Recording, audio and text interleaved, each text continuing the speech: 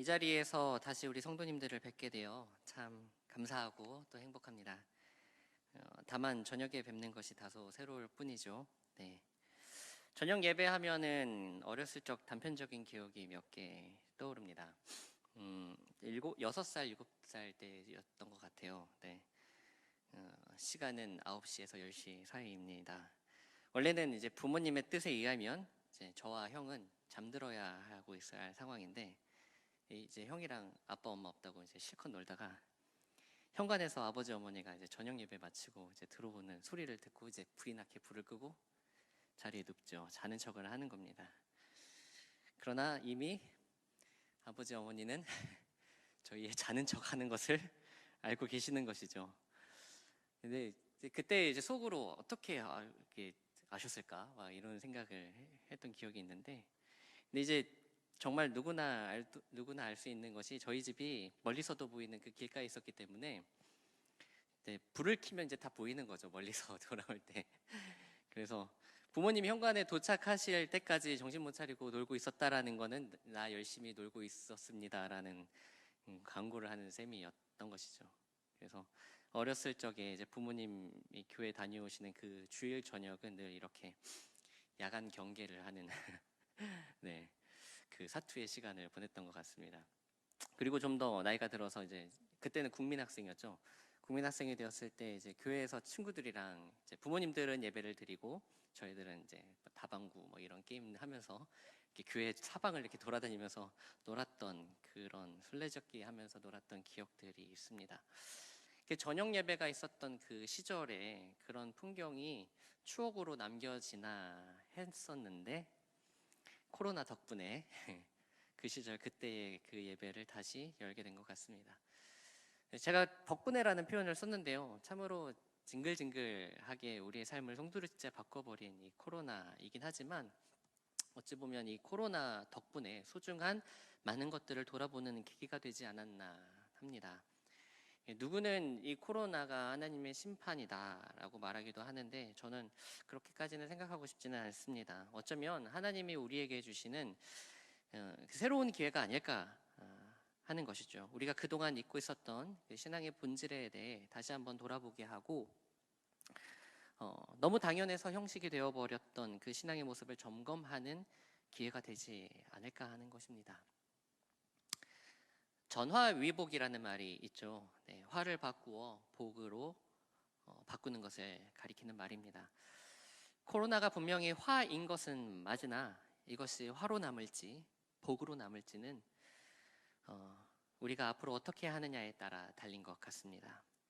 부디 1년의 시간이 흐른 지금 우리 일상이 이제 조금씩 회복하려고 하는 이 시점에서 우리 교회와 우리의 개인의 신앙이 전화위복되어서 새로운 시대에서 더욱 성숙한 신앙의 모습으로 세워지기를 간절히 바랍니다.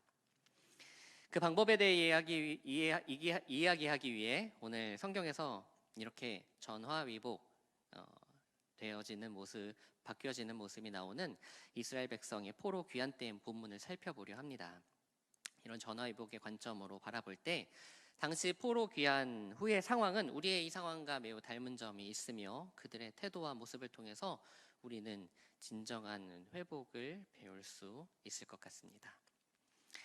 70년의 포로 생활이 끝나고 드디어 그리워하던 고향으로 돌아옵니다. 우여곡절 끝에 파괴된 성전은 다시 지어졌고요. 예전 같지 않지만 새롭게 하나님의 집을 다시 세울 수 있었다는 것에 모두가 기뻐했던 시간도 잠시 이스라엘 백성은 이제 그들의 무너진 삶을 세우는 일에 직면하게 됩니다. 그 첫 번째가 에스라 9장 10장에 나오는 이방 여인과의 혼인을 깨는 것이었죠. 그것은 썩은 환부를 도려내는 것과 같은 그 굉장한 아픔이 있었던 작업이었습니다.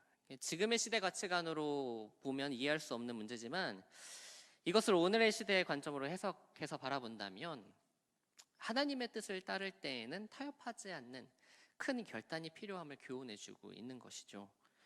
우리가 버리지 못한 옛 습관이 얼마나 우리의 발목을 잡을 때가 많습니까? 게으름, 나태함, 교만함, 음란함 등 그런 죄악의 본성에 대해서 우리는 날마다 싸워야 한다라는 것이죠.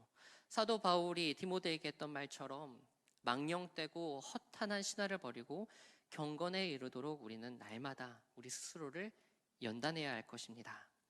이스라엘 지도자들이 그 이방 여인과의 관계를 끊은 것처럼 죄로 연결된 우리의 옛 습관을 절연히 끊고 하나님과의 관계를 날마다 새롭게 다시 맺을 수 있는 우리 모두가 되기를 바랍니다. 그런 일이 있은 후에 13년이라는 시간이 흘렀습니다. 성전은 지어졌지만 그리고 그들 나름대로의 큰 결단을 하면서 무너진 신앙을 세우려고 하는 그런 시도는 있었지만 성벽이 여전히 무너져 있었기 때문에 그들의 제사, 절기를 지키는 데 있어서 여러 가지 어려운 외부 환경으로 어려움이 많았던 것입니다.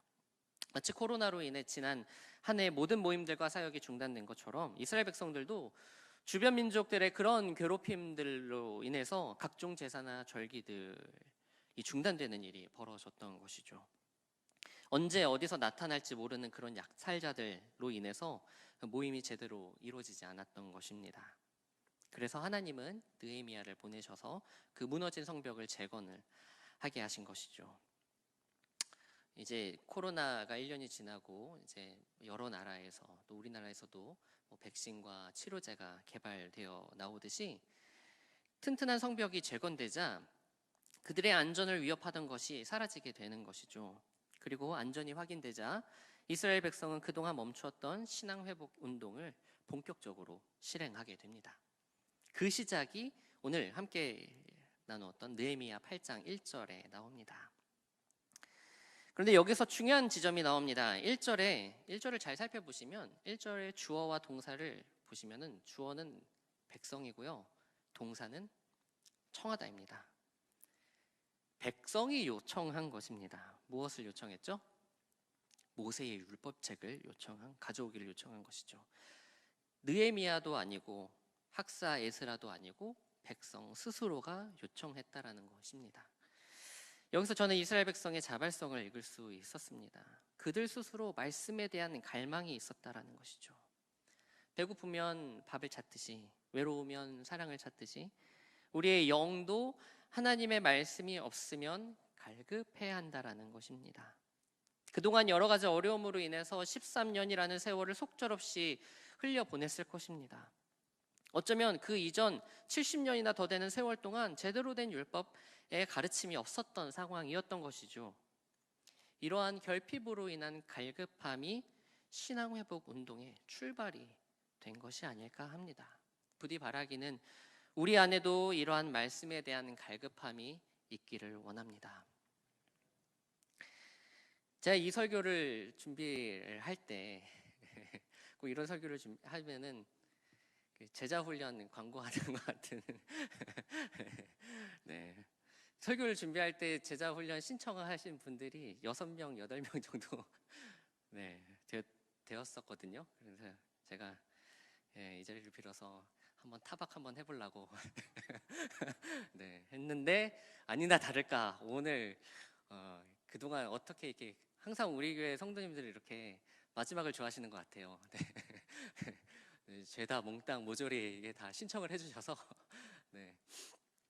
다시 예전에 했던 그런 모임들을 이렇게 다시 시작할 수 있게 된 것 같습니다. 네. 네. 많은 분들 신청해 주셔서 참 감사한 것 같습니다. 사실 뭐 제자 훈련을 얘기하려고 한 건 아니었고요. 제자 훈련만이 아니라 그런 교육이 아니더라도 우리 삶에 말씀에 대한 회복이 있었으면 좋겠습니다.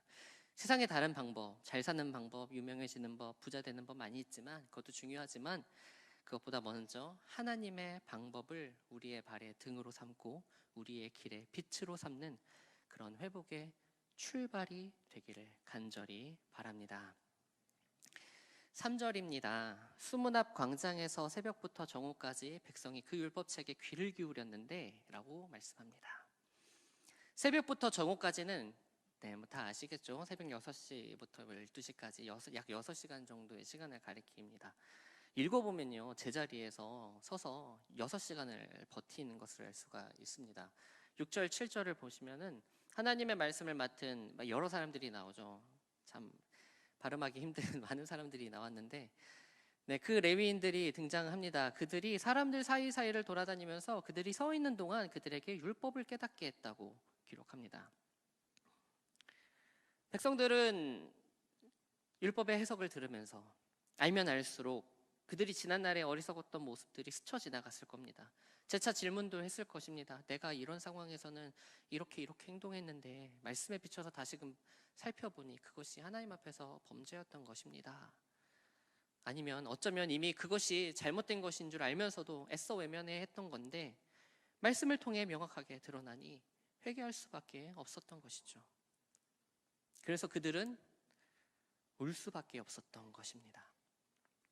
70년의 포로 생활을 경험했음에도 여전히 고쳐지지 않는 그 인간적인 연약함들을 그들은 스스로 변명하지 않고 감추려고 했던 것이 아니라 정직하게 하나님 앞에 반응했던 것입니다. 진정한 회복에는 이렇게 정직한 반응이 반드시 필요합니다. 하나님 앞에서 변명하지 않습니다. 하나님은 누구보다 나를 더 잘 알고 계시기 때문에 하나님 앞에서는 우리가 아무것도 숨기거나 피할 수 없는 것이죠. 그리고 그들은 진정한 변화를 원했기 때문에, 간절히 원했기 때문에 자신의 연약함을 고백하고 인정했던 것입니다. 하나님, 이것이 내 문제입니다. 나는 이러한 연약함이 있습니다. 나는 달라지길 원합니다.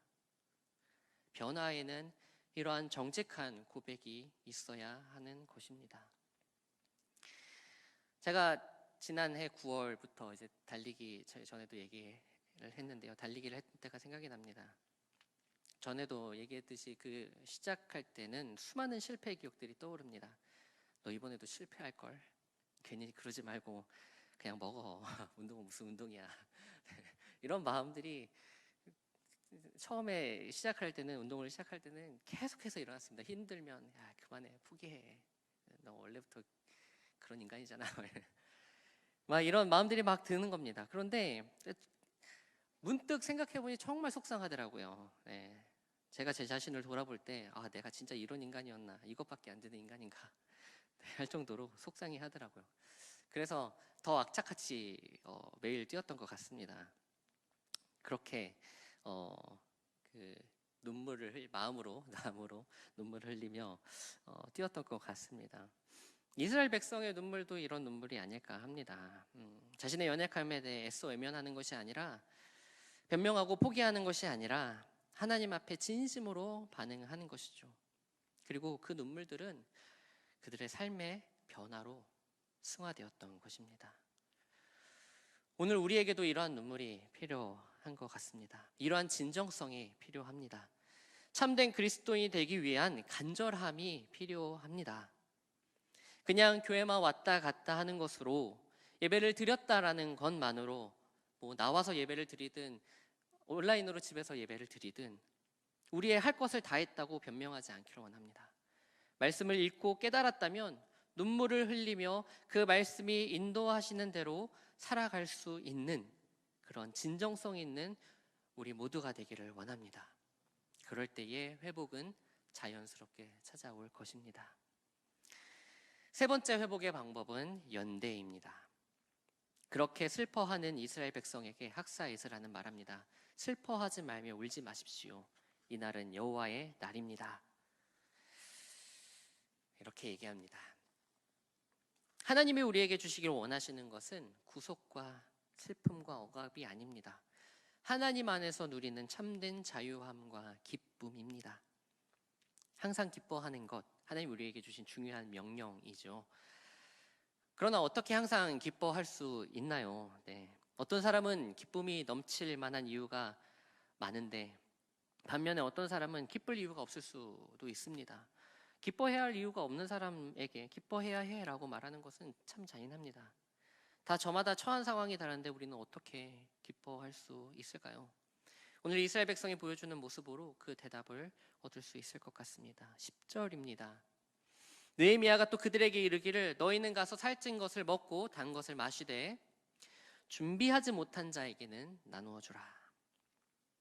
초대교회 성도들이 박해받고 핍박당하는 그 가운데에서도 어떻게 그렇게 강력한 힘을 발휘하면서 교회를 확장해 나갈 수 있었을까요? 그들에게는 나눔의 정신이 있었기 때문입니다. 자기의 것을 가져와 없는 자들에게 나누어 준 것입니다. 모일 때마다 떡을 떼며 나누었던 것이죠. 그들 스스로 귀천을 막론하고 하나님 안에서 연대했기 때문입니다. 가졌다고 우쭐해하면서 나눔을 자랑하거나 그런 사람 있었죠, 분명히. 그러다가 죽임을 당했지만 없는 것을 부끄러워하며 가난을 탓하고 능력 없음을 탓하는 그런 분위기가 아니라 줄 수 있음에 감사하고 받을 수 있음에 감사하는 그 하나님 안에서의 연대가 있었다라는 겁니다. 로마서 12장 15절에서 16절은 이렇게 말씀합니다. 즐거워하는 자들과 함께 즐거워하고 우는 자들과 함께 울라. 뒤에 나오는 말씀이 더 가슴에 와닿습니다. 서로 마음을 같이 하며 높은 데 마음을 두지 말고 도리어 낮은 데 처하며 스스로 지혜 있는 채 하지 말라. 초대교회 성도들의 기본 소양이 이런 것입니다. 서로 마음을 같이 한 것입니다. 하나님의 나라와 복음을 위해 그 한 가지 목표로 서로에게 겸손했던 것입니다. 스스로 지혜 있는 채 하지 말라. 이 말 참 어렵습니다. 저 역시도 참 연약한 부분이 이런 건데요. 제가 어떤 분야에서 잘한다 생각하면 어떤 사람이 그것에 대해서 지적을 할 때 자존심이 상하게 되기 마련이죠. 좋은 반응이 나올 리가 없습니다. 날카로워지고 공격적이 됩니다. 아무리 내가 정답이라고 해도 마음을 같이 하는 데 있어서는 오답이 되는 것이죠. 부디 예수님이 우리를 위해 낮아지신 것처럼 우리도 그렇게 낮아져서 우리의 동료들, 저는 참 동료라는 말을 좋아합니다. 이웃도 이웃 사랑하라는 말, 이웃도 좋은 의미긴 한데요. 저는 동료라는 말을 참 좋아합니다. 우리는 천국행을 향하고 있는 한 배를 탄 동료들 아닙니까? 네. 그래서 저는 동료라는 말을 참 좋아합니다. 그러한 우리의 동료를 섬길 수 있는 그런 경제에 오를 수 있는 우리 모두가 되기를 원합니다. 없어서 슬픈 것이 아니라 그 슬픔까지 알아주는 동료가 있어서 위로가 되고 거기서 가져서 행복한 게 아니라 그것으로 나눌 수 있는 동료가 있어서 감사하고 기쁠 수 있는 것입니다. 슬픈 일을 당한 사람 옆에서 함께 슬퍼해주는 사람이 있다면, 그런 동료가 있다면 그 슬픔은 잠깐이겠지만 함께 했던 기억은 오래 남는 법입니다. 즐거워하는 자들과 함께 즐거워하고 우는 자들과 함께 우는 모습, 마음을 같이하여 높은 데 마음을 두지 않고 낮은 데 처하여 서로에게 겸손한 모습, 이러한 연대가 우리 안에 있다면 진정한 회복이 우리 교회 안에 있게 될 줄로 믿습니다. 말씀을 정리하겠습니다. 12절입니다. 모든 백성이 곧 가서 먹고 마시며 나누어 주고 크게 즐거워하니 이는 그들이 그 읽어 들려준 말을 밝히 알미라. 하나님이 우리에게 원하시는 회복은 즐거움입니다. 함께하는 것의 즐거움입니다. 하나님과 함께하며 우리의 동료와 함께 즐거워하는 것입니다. 그리고 그것을 깨닫기 위해, 밝히 알기 위해 늘 말씀에 귀 기울여야 하는 것이겠죠. 이 말씀에 대한 간절함, 갈급함, 그리고 새벽부터 정오까지 그 말씀을 배우고 진정성 있게 반응하는 그런 열심과 진심, 그리고 서로의 연약한 부분을 담당하며 부족한 부분을 나누고 서로가 서로에게 겸손한 태도로 함께하는 그런 연대가 있을 때 우리 안에 진정한 부흥과 회복이 있을 줄로 믿습니다. 분명 코로나는 우리의 근심거리였습니다. 하지만 성경은 분명히 얘기합니다. 근심하지 말라. 여호와로 인하여 기뻐하는 것이 너희의 힘이니라. 무엇으로 여호와를 기뻐하시겠습니까? 말씀으로, 그리고 그 말씀에 열심과 진실함으로 반응하여 함께 연대함으로 기뻐할 때 그것이 코로나 이후를 살아가는 우리 신앙인의 참된 기쁨과 회복이 될 것이고 그것이 우리의 진정한 힘이 될 것입니다. 그 힘으로 이 코로나 이후의 삶을 함께 극복하고 이겨나갈 수 있는 우리 모든 춘천성광교회 가족 여러분들이 되기를 바랍니다. 기도하겠습니다. 사랑의 하나님, 이 어려운 때를 살아가고 있는 저희 모두를 불쌍히 여겨 주시옵소서. 우리 안에 혹 잃어버린 마음들이 있다면, 멈추고 주저앉는 또는 잠든 심령들이 있다면 다시금 깨워주셔서 하나님 말씀 앞에 다시 서게 하시고 그 말씀을 우리 발의 등과 앞길의 빛으로 삼아 그 길 따라 일어나 걸어가는 저희 되게 하여 주시옵소서. 혼자 걷는 것이 아니라 함께 걸을 수 있으며 함께 즐거워하며 함께 올 수 있는 우리 성광가족 공동체 되게 하여 주시옵소서. 주의 날 크게 즐거워했던 이스라엘 백성들처럼 우리 안에도 주의 말씀 밝히 알므로 인하여 크게 즐거워할 수 있는 날을 허락하여 주시옵소서. 예수 그리스도의 이름으로 기도드립니다. 아멘.